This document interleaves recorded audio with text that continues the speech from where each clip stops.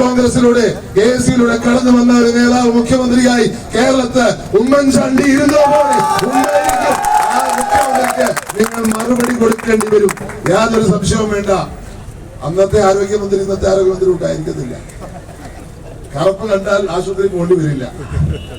നമ്മുടെ മുഖ്യമന്ത്രിക്ക് ആരോഗ്യമന്ത്രിക്ക് ഒരേ പ്രശ്നമാണ്, കറുപ്പെന്ന് പറഞ്ഞ ആരോഗ്യ.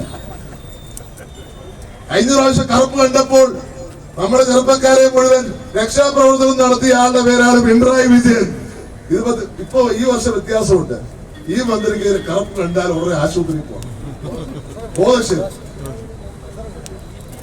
ഏതായാലും രണ്ടുപേരും ഒരു വണ്ടിക്ക് വെട്ടാൻ കൊള്ളുന്ന മുഖ്യമന്ത്രിയും മന്ത്രിയുമാണ്. തീർച്ചയായിട്ടും ഈ നാടിനെ ഈ തരത്തിലാണ് മുന്നോട്ട് നയിക്കാൻ നിങ്ങൾ ഉദ്ദേശിക്കുന്നതെങ്കിൽ ശക്തമായ പ്രക്ഷോഭങ്ങൾ ഇനി ഉണ്ടാകും.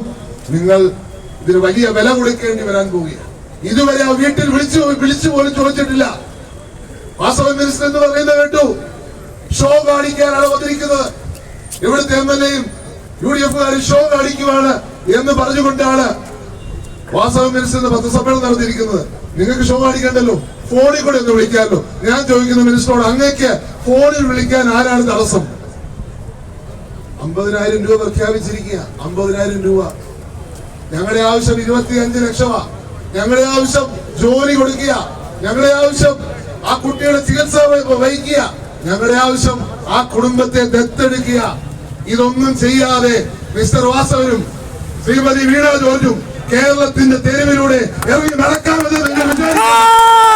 ഇതിനും ശക്തമായ സമരങ്ങൾ നിങ്ങൾ നേരിടേണ്ടി വരും. നിങ്ങളുടെ മുഖ്യമന്ത്രി നിങ്ങൾക്കറിയാലോ, കോട്ടയത്ത് 2 പ്രാവശ്യം കരിങ്കൊടി ഉണ്ട്. കോട്ടയം ടൗണിലും പുതുപ്പള്ളി പള്ളിയുടെ ഫ്രണ്ടിലും 2 തവണ കരിങ്കൊടി കൊണ്ടിട്ടാ പോയത്. നമ്മുടെ മന്ത്രിയും മോശം